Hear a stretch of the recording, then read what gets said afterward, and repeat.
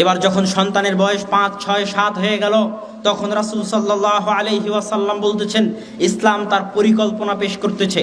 ইসলামের পরিকল্পনা আমি শুরু থেকে বলে আসতেছি। ইসলাম এবার যখন 5, 6, 7 বছর হয়ে গেল, তখন ইসলাম তার পরিকল্পনা পেশ করতেছে এখন সন্তানকে কি করতে হবে। রাসূল সাল্লাল্লাহু আলাইহি ওয়াসাল্লাম বলছে, মুরু আওলাদাকুম বিসসালাত ওয়া হুম আবনাউ সাব'i সিনিন, তোমরা তোমাদের সন্তানদেরকে সালাতে নিয়ে যাও, সালাতের আদেশ দাও যখন তাদের বয়স 7 বছর।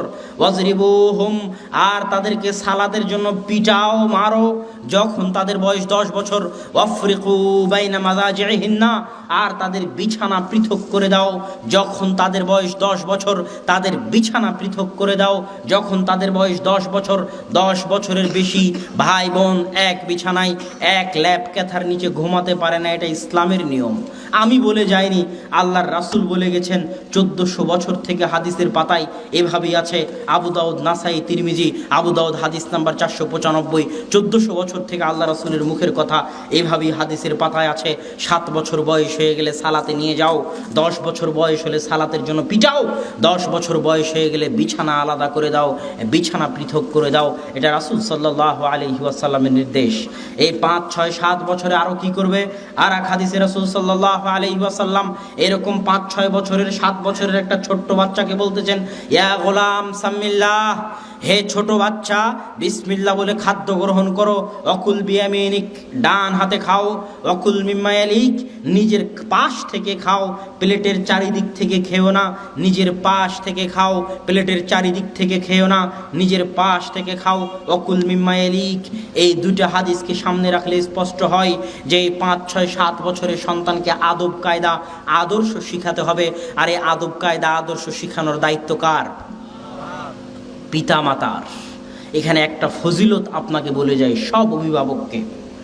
আপনি যদি আপনার সন্তানকে 5, 6, 7 বছরে বাড়ি থেকে বের হওয়ার দোয়া শিখাতে পারেন, বাড়িতে ঢুকলে আসসালামু আলাইকুম বলতে হয় এটা শিখাতে পারেন, বাড়ি থেকে বের হলে আসসালামু আলাইকুম বলতে হয় এটা শিখাতে পারেন, গাড়িতে উঠার দোয়া শিখাতে পারেন, বাথরুমে প্রবেশ করলে, ল্যাট্রিনে প্রবেশ করলে কি বলতে হয় সেটা শিখাতে পারেন, বাথরুম থেকে বের হলে কি পড়তে হয় সেটা শিখাতে পারেন, ঘুমের দোয়া শিখাতে পারেন, ঘুম থেকে উঠার দোয়া শিখাতে পারেন, সালাত কিভাবে আদায় করতে হয় সেটা শিখাতে পারেন, সূরা ফাতিহা সালাতের মধ্যে পড়তে হয় সেই সূরা ফাতিহা আপনি মুখস্থ করাতে পারেন। এই জিনিসগুলো যদি আপনি আপনার সন্তানকে শিখাতে পারেন, তাহলে আর সবচেয়ে বড় ফজিলত হচ্ছে আপনার এই সন্তান পৃথিবীতে যতদিন বেঁচে থাকবে ততদিন যা সালাত আদায় করবে তার নেকি আপনি পাবেন, কেননা সালাত তার বাপ মা শিখিয়েছিল। যতদিন এই ছেলে আসসালামু আলাইকুম দিয়ে পৃথিবীর যে বাড়িতে প্রবেশ করবে তাতে জানে কি হবে, সেই নেকির একটা অংশ আপনি কবরে বসে পাবেন। যতদিন এই ছেলে ইসলামী আদর্শের উপর, আদব কায়দার উপর চলবে, যখনই চলুক, যেদিনই চলুক, যদি আপনি পিতা এবং মাতা হিসেবে তাকে শিখিয়ে থাকেন, তাহলে তার নেকির একটা অংশ আপনি পেতে থাকবেন। এই নেকি আপনি গ্রামের মক্তবের শিক্ষককে কেন দিতে যাবেন? এই নেকি আপনি গ্রামের হুজুরকে কেন দিতে যাবেন? মাদ্রাসার শিক্ষককে কেন দিতে যাবেন? এই নেকি আপনি নেওয়ার চেষ্টা করুন। আপনার সন্তান যেন আপনার শিখানো আদর্শ, আদব কায়দার উপর মরা পর্যন্ত থাকে, যাতে আপনার শিখানো আদর্শ, আদব কায়দার উপর যতদিন থাকবে তার একটা নেকি আপনি কবরে বসে হলেও পেতে থাকবেন। এর চেয়ে বড় সৌভাগ্যের দুনিয়াতে আর কিছু হতে পারে না। এই 5, 6 বছর আপনি সন্তানকে কি শিখাতে পারেন? এই 5, 6 বছর সন্তানের সাথে আপনার কি কি কাজ হতে পারে? এই 5, 6, 7 বছর সর্বপ্রথম সন্তানকে তার সৃষ্টিকর্তার সাথে পরিচয় করিয়ে দিতে হবে। যতক্ষণ একটা মনে করেন কথার কথা আপনার সন্তান হারিয়ে গেল, হারিয়ে যাওয়া সন্তান যতক্ষণ না পিতার সাথে মিলিত হয় ততক্ষণ ওই সন্তান যেমন ছটপট করতে থাকে, ওই পিতা যেমন ছটপট করতে থাকে।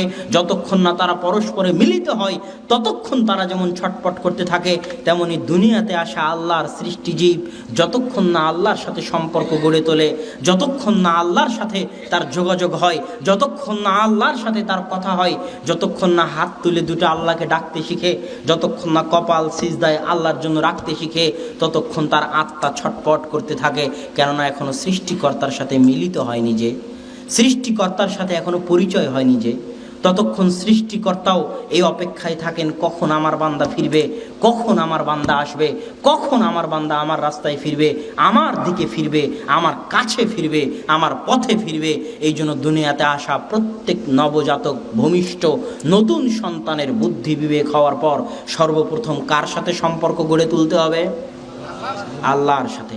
সর্বপ্রথম তাকে পরিচিত করে তুলতে হবে আল্লাহর সাথে, যেন সে কোনোদিন হতবিহব্বল না হয়, ভয় না পায়, আল্লাহকে বুঝতে শিখে, আল্লাহ কোথায় আছে জানতে শিখে, আল্লাহকে ডাকতে শিখে, বিপদ আপদে আল্লাহর কাছ থেকে পানাহ চাইতে শিখে এবং বিপদ আপদে আল্লাহর উপর ভরসা করতে শিখে, শক্ত মজবুত স্থায়ী কঠিন হতে শিখে, পৃথিবীর কাউকে দেখে ভয় না পেতে শিখে, শুধু আল্লাহকে দেখে ভয় পেতে শিখে।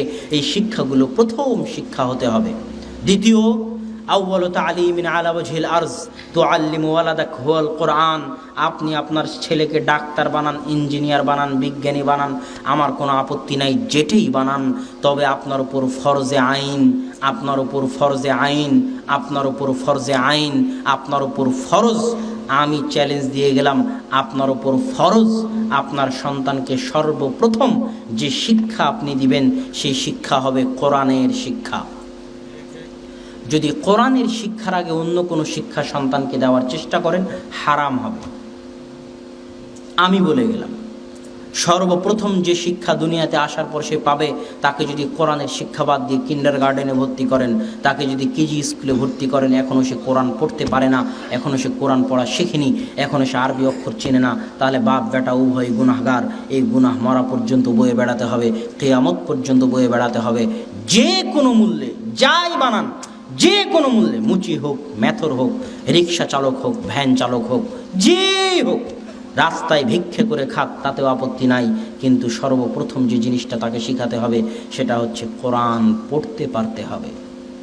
কোরআন পড়তে পারা ছাড়া কোনো মুসলমান এটা কল্পনা করা অনেক কঠিন, অনেক ভয়াবহ। এই জন্য সবার আগে কোরআন পড়া শিখতে হবে, কেননা আমার এবং আপনার হেদায়েতের মাধ্যম হচ্ছে কোরআন। আল্লাহ কোরআনকে বলেছেন হুদাল্লিন নাস। আল্লাহ বলেনি আব্দুল্লাহ তুমি হেদায়েতের মাধ্যম, আব্দুল্লাহ আজকে এসে 10টা মানুষের সামনে বক্তব্য দিবে আর আপনি হেদায়েত হয়ে যাবেন, এটা আল্লাহ বলেননি। আল্লাহ বলছে কোরআন হুদাল্লিন নাস। কি থাকলে মানুষ হেদায়েত হবে? কোরআন থাকলে মানুষ হেদায়েত হবে। আমি আপনাকে হেদায়েত করতে পারতেছি, আমার কথা শুনে আপনি হেদায়েত হচ্ছেন কেন? আমার কথার মধ্যে কোরআন আছে তাই, আমার কথার মধ্যে কোরআনের কথা আছে তাই, আমার কথার মধ্যে আল্লাহর কথা আছে তাই, আমি মাধ্যম মাত্র। এই জন্য কোরআন জানতে, বুঝতে, পড়তে শিখতে হবে। এটা হচ্ছে দ্বিতীয় জরুরি কাজ। যে কোনো মূল্যে এখনও তওবা করতে পারেন, সন্তানকে যদি কোরআন না শিখিয়ে থাকেন, এখনও তওবা করতে পারেন। যে স্কুলে থাক, যত কোটি টাকার স্কুলে থাক, আগে বের করে নিয়ে এসে আগে কোরআন শিখান। কোরআন শিখানোর পর আবার কোথায় অক্সফোর্ড বিশ্ববিদ্যালয়ে পড়াবেন কিনা সেটা আপনার ইচ্ছা, তাতে ইসলামের কোনো বাধা নাই, কিন্তু কোরআনের শিক্ষা, কোরআনের জ্ঞান তার কাছে অবশ্যই থাকতে হবে। سبحان الله الحمد لله لا إله إلا الله سبحان الله الحمد لله لا إله إلا الله سبحان الله الحمد لله لا إله إلا الله سبحان الله الحمد لله لا إله إلا الله لا إله إلا الله